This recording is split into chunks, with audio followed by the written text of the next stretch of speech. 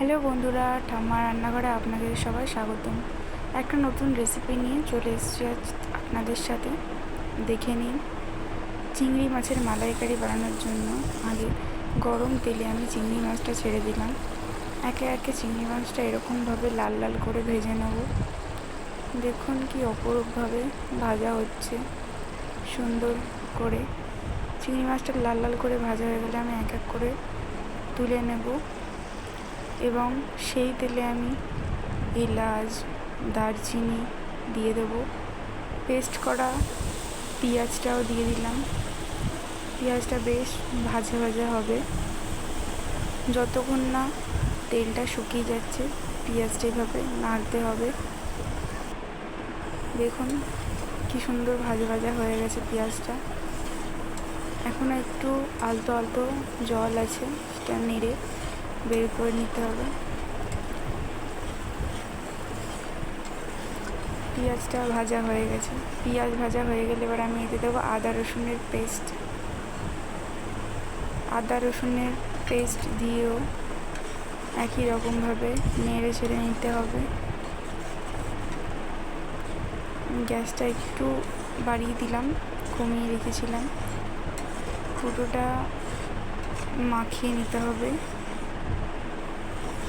দেখুন কি সুন্দর সব এক জায়গায় হয়ে গেছে। মাখিয়ে নিয়ে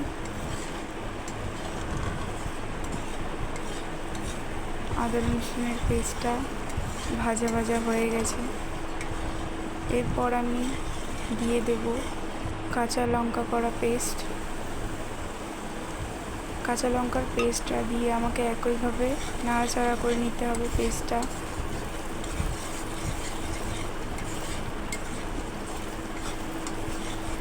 ভালোভাবে নাড়াচাড়া করে নিয়ে আমাদেরকে দুটি মশলা দিতে হবে।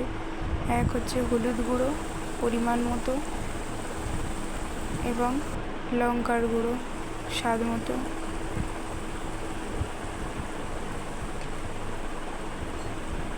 এবং অল্প নুন স্বাদ মতো দিয়ে ভালো করে নেড়ে চেড়ে নিতে হবে, যাতে মশলার গন্ধ না থাকে। ভালো করে নাড়াচাড়া করে নিতে হবে। নাড়াচাড়া হয়ে গেলে এখানে আরেকটি পেস্ট দিয়ে দেবো। এর মধ্যে আছে কাজু, সর্ষে এবং মরিচ।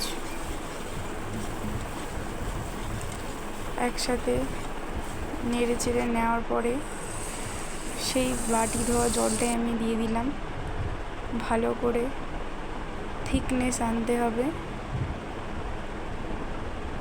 মশলাগুলোকে এক জায়গায় আমি নেড়ে চেড়ে নিলাম।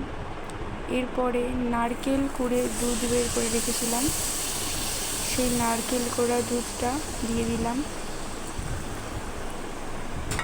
এবং ভালো করে নেড়ে চেড়ে নিতে হবে। গ্যাসের ফ্লেমটা এই সময় হাই রাখতে হবে এবং যে চিংড়ি মাছগুলো আমি ভেজে রেখেছিলাম সেই চিংড়িগুলো দিয়ে দিতে হবে এক এক করে। দেখুন কি সুন্দর ফুটছে। এরকম সুস্বাদুভাবে ফুটে গেলেই আমাদের রেডি চিংড়ি মাছের মালাইকারি। গরম গরম ভাতের সাথে এটি পরিবেশন করুন। খুবই সুস্বাদু একটি রেসিপি চিংড়ি মাছের মালাইকারি, যা দিয়ে দুপুরে ভাত খাওয়া হয়ে যাবে। সুস্বাদু রেসিপি।